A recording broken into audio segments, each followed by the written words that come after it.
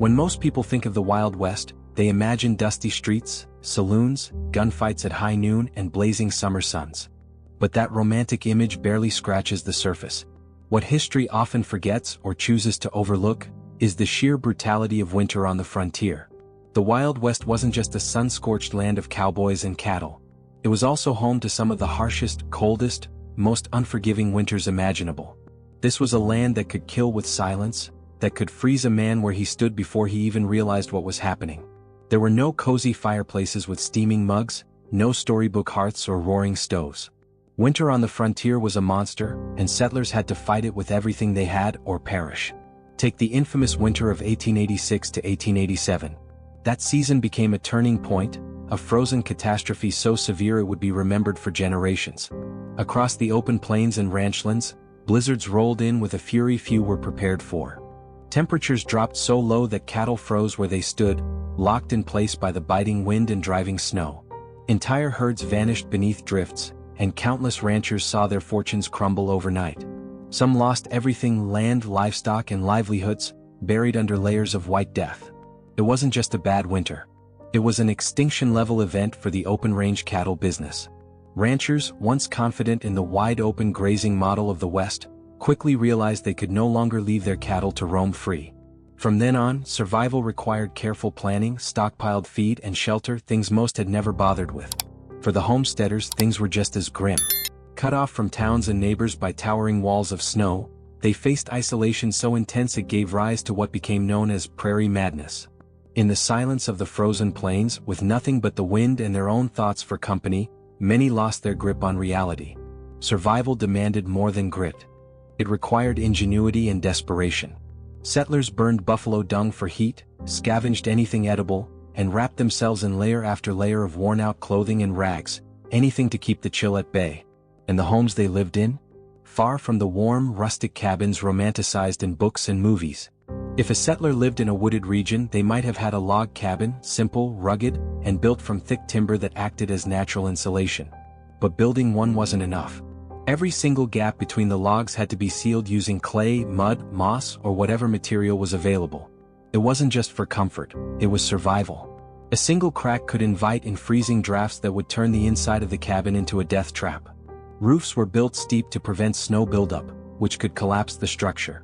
Doors had to be snug or hung with blankets to stop the cold from sneaking in. Windows, if they existed, were kept small and often covered with oiled paper or stretched animal hide, because glass was a rare and expensive luxury. On the treeless plains, things were even more challenging. There was no timber, no logs to stack, so settlers turned to the earth itself. They built sod houses, also known as soddies, made from thick slabs of prairie grass and soil. These homes were crude, damp, and infested with insects. Dirt often crumbled from the ceilings, and the walls had to be constantly maintained. But in winter they were lifesavers. Their thick, earthen walls retained heat better than any wooden structure. Yet even these homes weren't invincible. Heavy rain or melting snow could wash them away, collapsing roofs and eroding walls until the house was little more than mud. While settlers battled nature with brute effort and improvisation, Native American tribes often used far more efficient and mobile designs. The Plains Indians, for example, relied on teepees, ingenious structures made from wooden poles and buffalo hides. These weren't just tents, they were thoughtfully engineered homes. In winter, additional layers of hide were added for insulation. A fire pit in the center provided warmth, and a smoke hole at the top allowed ventilation. Teepees could be taken down, moved, and reassembled in a matter of hours. This mobility gave tribes a critical advantage. When winter turned brutal, they could relocate to more sheltered or temperate areas, something most settlers locked into permanent structures could only dream of. Then there were the mountain men, fur trappers, and those wild spirits who chose to live completely off the land. These individuals didn't have the time or resources to build cabins or sod homes. Instead, they turned to nature's architecture, caves, rock overhangs, and natural shelters.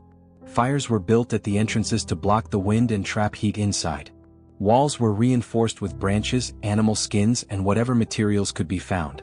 It was uncomfortable, dangerous, and primitive, but for those who chose that life, it was better than freezing to death under the open sky. No matter the shelter, whether log cabin, sod house, teepee, or cave, surviving winter in the Wild West required relentless preparation. Beds had to be built off the ground to avoid losing precious body heat to the frozen earth. Floors and walls were lined with animal hides and thick fabrics to trap warmth. The fire was everything. It had to be kept burning day and night, a lifeline in the darkness. Running out of firewood wasn't just inconvenient, it was deadly. Every log thrown on the fire was another hour of survival. Every ember that died risked taking the people around it with it. Even the placement of a shelter could determine life or death. Smart settlers built on south-facing slopes to catch every hour of sun they could. Windbreaks were created using fences or lines of trees to shield against the worst gusts. In forts and trading posts, buildings were clustered close together around central courtyards to minimize exposure to the wind and cold. But shelter wasn't enough. What you wore could save or end your life. Layering wasn't just a matter of comfort, it was a matter of life and death. Animal hides, thick wool, fur-lined boots, gloves, scarves, hats, everything had to be used to trap every ounce of body heat. Exposure to the elements, even for a short time, could lead to frostbite, hypothermia, and death. There were no second chances. In the Wild West, winter didn't care about your dreams, your past, or your plans. It was the great equalizer, and it killed without hesitation. In this video, we're diving into the harsh, frozen reality of frontier life, the desperate ingenuity, the brutal conditions, and the raw fight for survival that defined every winter in the untamed American West. Because out there, in the snow-covered silence, survival wasn't just about endurance, it was about outsmarting nature itself. Settlers, cowboys, and frontiersmen in the Wild West faced brutal winters without the benefit of modern thermal clothing. They had to rely on materials that had proven their worth over centuries to keep warm. Every item of clothing served a critical purpose, and layering was not merely a fashion statement but a vital survival strategy. Among these materials, wool stood out as the indispensable element of winter wear. Wool was abundant and found in nearly every garment, from long johns and shirts to trousers, socks, and scarves. Its remarkable ability to keep people warm even when wet was crucial in freezing conditions. These early pioneers understood the dangers of sweat freezing against the skin, so wool's unique properties were perfect. It trapped body heat while allowing moisture to escape, preventing the chilling dampness that could quickly turn deadly. Yet wool alone was often insufficient when temperatures plunged deep below freezing. That's when animal hides and furs became essential. Deer skin was highly favored for jackets and pants due to its durability, flexibility, and natural insulation. But for the harshest cold, settlers turned to even heavier gear such as buffalo robes and bearskin coats. These items weren't worn for style, they were critical for survival. Mountain men and fur trappers layered multiple pelts to maximize heat retention, fully aware that although bulky, this extra weight was a small price to pay for staying alive in the wilderness. Cowboys, who spent long hours riding horseback across exposed plains, developed their own specialized cold-weather clothing. Woolly chaps made from Angora goat hides became their trusted companions, providing warmth and protection from thorny brush and icy winds. They also relied on thick wool vests that added insulation and offered practical storage with multiple pockets for carrying small essentials. Practicality was paramount in the Wild West. If a garment did not serve multiple functions, it was simply not worth wearing. Every piece had to pull its weight. Headwear played a crucial role in winter survival as well. While cowboy hats were iconic for their sun protection, they were also adapted for warmth. Some settlers lined their hats with fur or wool to provide insulation against freezing temperatures. Others used thick scarves or bandanas wrapped tightly around their faces to guard against icy winds, which could cause frostbite in mere minutes. A simple wool scarf often meant the difference between comfort and frostbitten skin, proving how small details mattered immensely in these harsh environments. Feet were another area where warmth was critical. Leather boots were standard issue but rarely sufficient alone against the cold. Settlers often lined their boots with fur or wore multiple layers of wool socks to insulate their feet. Some used foot wraps, strips of cloth tightly bound around the feet for extra warmth. In wet or snowy conditions, moccasins became a practical alternative. When properly treated, they offered natural waterproofing. Keeping feet warm was vital because proper circulation made all the difference between enduring the cold and succumbing to frostbite. Children's clothing mirrored that of adults, just in smaller sizes. Woolen undergarments, thick trousers or dresses, and layered sweaters were the norm. Mothers knitted mittens, hats, and scarves by hand, knowing well that a warm child was a healthy child. Clothing was often passed down from older siblings, patched and resized many times over to ensure every child had something to keep them warm. New clothes were a rare luxury, so garments were worn until they could no longer be repaired. This frugality was a necessity, not a choice. The system of layering clothing was carefully planned rather than haphazard. A moisture-wicking base layer was essential to keep sweat from freezing on the skin. Over that came a thick insulating layer to trap body heat, and finally a tough outer shell to block wind and snow. Settlers constantly adjusted their layers to fit the activity and weather conditions. Too many layers while working could lead to overheating, which was dangerous, while too few could be deadly. Caring for winter clothing was as important as wearing it. Without modern waterproof sprays or synthetic materials, settlers relied on animal fat or beeswax to treat leather boots and coats, making them more resistant to moisture. Wool garments required careful cleaning and storage to prevent moth damage, and furs needed regular maintenance to keep them supple and effective. A well-cared-for coat could last for many years, often passed down through generations, becoming a treasured family heirloom. But surviving the unforgiving winters of the Wild West was about more than just clothing. Keeping the home warm was equally vital, as freezing indoor temperatures could be lethal. Early settlers relied on open fireplaces for heat and cooking, but these were inefficient. Much of the heat escaped through chimneys, leaving rooms cold unless people stayed close to the fire. Firewood was a precious resource that burned quickly, meaning a great deal of time was spent chopping and hauling logs to keep the flames alive. The introduction of cast iron stoves revolutionized home heating. Unlike fireplaces, these stoves radiated heat evenly, warming entire rooms more effectively while consuming less fuel. German settlers brought high-quality iron stoves that transformed how homes were heated, allowing families to conserve wood and heat multiple rooms. One of the most famous innovations was the Franklin stove, invented by Benjamin Franklin in 1742. It trapped more heat inside the house and reduced smoke, making indoor air cleaner and more breathable. This design was especially valued on the frontier, where steady warmth with minimal refueling was crucial. Not all settlers had easy access to firewood, especially those living on the treeless plains. They found ingenious alternatives like buffalo chips, which were dried buffalo dung. While it might sound unpleasant, buffalo chips burned hot and steadily without a bad smell, providing an essential fuel source far from forests. In regions where coal was accessible, settlers adapted again, using coal stoves to generate long-lasting heat when wood was scarce or unavailable. Each new heating method demonstrated settlers' resourcefulness and determination to survive. Making the most of whatever materials and technology were at hand was critical in the Wild West. Yet even with all the right clothing and heating innovations, simply braving the cold was not always enough to ensure survival. On the frontier, ensuring there was enough food to last through the long freezing months was absolutely essential for survival. With no grocery stores to rely on, no refrigerators to keep perishables fresh, and no opportunity to make mistakes, settlers had to be meticulous planners. Failure to prepare adequately meant risking hunger or even starvation. Because of this, mastering food preservation became one of the most critical survival skills. One of the oldest and simplest techniques was drying. Settlers sliced fruits like apples, peaches, and berries, then spread them out under cheesecloth in the sun. The heat drew moisture out of the fruit, which prevented bacteria from growing and spoiling the food. Drying also made the fruit much lighter and easier to store for months. Vegetables, including beans and corn, underwent a similar process, often strung up in well-ventilated areas to dry thoroughly. Meat preservation was even more vital, given its role as a primary protein source. Settlers commonly relied on smoking to keep meat edible. Cuts of pork, beef, and wild game were first rubbed with salt to draw out moisture, then hung inside smokehouses where they absorbed smoke from slowly burning hardwood fires. This not only gave the meat a deep, smoky flavor but also acted as a natural preservative, enabling it to last for weeks or even months depending on the smoking duration. Salting was another widespread method, especially for preserving large cuts of meat and fish. Meat could be soaked in salty brine or packed directly in dry salt, both techniques working to remove moisture and inhibit bacterial growth. Properly salted meat was often the most reliable source of protein throughout the winter months. Among indigenous communities and fur traders, a specially prepared food called pemmican was considered the ultimate survival resource. Pemmican was made by pounding dried meat into a fine powder, then mixing it with melted fat and sometimes dried berries for added flavor.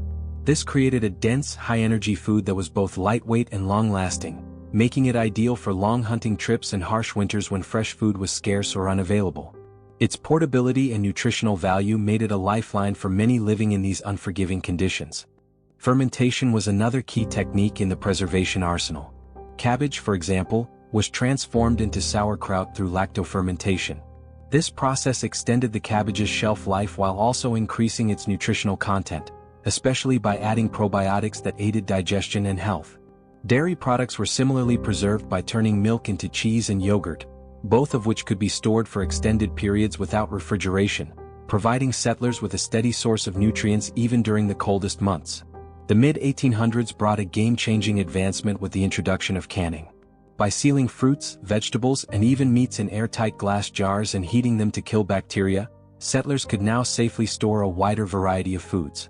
This allowed for a much more balanced diet during the winter months, with access to fresh-tasting fruits and vegetables long after harvest season had ended. Canning marked a significant shift in frontier food storage, increasing both the variety and the shelf life of preserved foods. Still, preserving food was only part of the battle. Proper storage was equally crucial to ensure food remained edible throughout the winter. Root cellars, which were underground storage rooms, played a vital role in this. These cellars took advantage of the Earth's natural insulating properties to maintain a cool, stable temperature year-round. This environment was perfect for storing root vegetables like potatoes, carrots, turnips, and onions, which could remain fresh for months.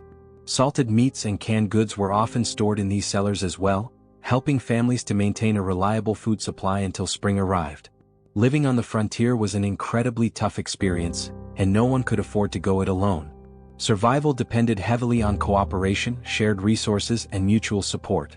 Communities were much more than just groups of neighbors, they formed the backbone of survival in these challenging conditions. A prime example of this community spirit was barn raisings. Constructing a barn was a monumental task that one family simply could not accomplish on their own. Neighbors would come together, bringing their tools, skills, and labor to help. These barn raisings were more than just workdays.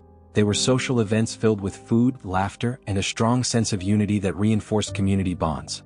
Teamwork was equally critical during the harvest season, when crops had to be gathered quickly before the arrival of winter. If a family fell behind in harvesting, they risked losing their entire food supply for the season. To prevent this, neighbors pitched in, moving from farm to farm, helping each other bring in the harvest and prepare adequate storage. This collective effort ensured that no one went without as the cold months approached. When illness struck, the strength of community became even more apparent. Doctors were scarce and often far away, so settlers relied on one another for care and healing. Women commonly served as midwives and healers, sharing knowledge of herbal remedies and nursing the sick back to health. If a family member was too ill to work the land, neighbors stepped in to tend their farm, making sure the family's survival was not jeopardized by a temporary setback. Harsh winters could bring dangerous shortages of food and firewood. When a family's supplies ran low, neighbors would not hesitate to share what they had. This wasn't merely a matter of kindness, it was a practical necessity because everyone understood that the survival of the whole community depended on each family's well-being. A single devastating winter could ruin an entire settlement, but by working together and sharing resources, they greatly increased their chances of making it through. Education was another area where community effort shone through. Settlers pooled their money and labor to build schoolhouses and hire teachers, recognizing the importance of educating their children despite the hardships. These schools quickly became more than just places of learning. They were centers for town meetings, religious services, and social gatherings that helped strengthen family and community ties. Finally, the frontier economy thrived on trade and barter. Cash was often scarce or non-existent, so people exchanged goods and services to meet their needs. A blacksmith might repair a wagon in exchange for fresh vegetables, while a seamstress could trade handmade clothing for firewood. This system of barter ensured that everyone could access the essentials they needed to survive, even when money was hard to come by. Together, these practices of preservation, cooperation, and community formed the foundation of life on the frontier, where survival depended as much on human connection as on hard work and ingenuity. The Wild West was a place full of hardships, but no one faced those challenges alone. Community meant everything. Surviving winter in the Wild West wasn't just about stacking firewood or bundling up, it involved adjusting every aspect of life to endure the bitter cold. Settlers and indigenous communities had no choice but to adapt, making smart choices to stay warm, safe, and strong through the long, freezing months. The body itself had to change. People exposed to cold for extended periods developed better circulation, allowing them to tolerate lower temperatures without freezing. But they didn't just rely on their bodies adapting, they deliberately chose to stay warm. Daily routines shifted with the seasons. Since mornings and nights were often brutally cold, settlers scheduled chores for the warmest parts of the day. Whether gathering firewood, fetching water, or tending to animals, they limited exposure when temperatures were at their worst. Hard labor was minimized to conserve energy as winter drained strength and endurance. Food became more than just nourishment, it was a vital survival tool. Diets were packed with fats and proteins to help generate body heat and maintain energy. Indigenous communities relied on pemmican, a mix of dried meat and fat, providing a long-lasting, high-energy food source. Settlers also adjusted their eating habits, consuming heartier meals to fuel their bodies through the cold months. Shelters were modified to block biting winds and snow. Windbreaks made from wood, brush, or stacked hay protected homes and barns. Paths between buildings were kept clear to prevent people from getting stuck or injured in deep snow. Inside, thick rugs, heavy curtains, and extra insulation helped trap as much heat as possible. Social habits changed too. Instead of outdoor gatherings, people spent more time indoors telling stories, playing music, and strengthening community bonds. This was more than entertainment, it was crucial for mental well-being during the isolating winter months. The brutal winters of the Wild West tested every ounce of human endurance. Those who survived weren't just tough, they were smart, resourceful, and willing to adapt. Their survival strategies hold lessons that remain relevant today. First, resourcefulness was everything. Settlers and indigenous communities didn't have endless supplies, so they used whatever was available. They built sturdy shelters from local materials, crafted warm clothing from animal hides, and found clever ways to store food for months. Nothing was wasted, every item served a purpose, and creativity often meant the difference between comfort and hardship. Community was key. No one survived alone. Neighbors worked together to build barns, harvest crops, and share resources when someone struggled. Winters were harsh, but knowing help was always nearby made them easier to endure. Emotional support mattered just as much as physical aid, keeping spirits high when the cold seemed endless. Adaptability was a must. Instead of fighting nature, people adjusted to it. Routines changed with the seasons, diets became richer in fats for warmth, and travel was minimized to conserve energy. This flexibility allowed survival even through the most unpredictable winters. Indigenous knowledge was invaluable. Settlers who learned from Native American communities gained a survival advantage. From food preservation techniques to efficient winter clothing, indigenous practices were built on generations of experience and proved incredibly effective. Above all, preparedness was non-negotiable. Those who planned ahead, stockpiled food, insulated their homes, and worked together stood the best chance of making it through. The Wild West's winters were unforgiving, but careful preparation meant survival wasn't just possible, it was achievable. Resourcefulness, community, adaptability, learning from others, and preparation weren't just survival strategies, they were a way of life. Even today, these lessons remind us that resilience isn't about brute strength, it's about thinking ahead, working together, and making the most of what we have. Thanks for watching. Don't forget to like and subscribe.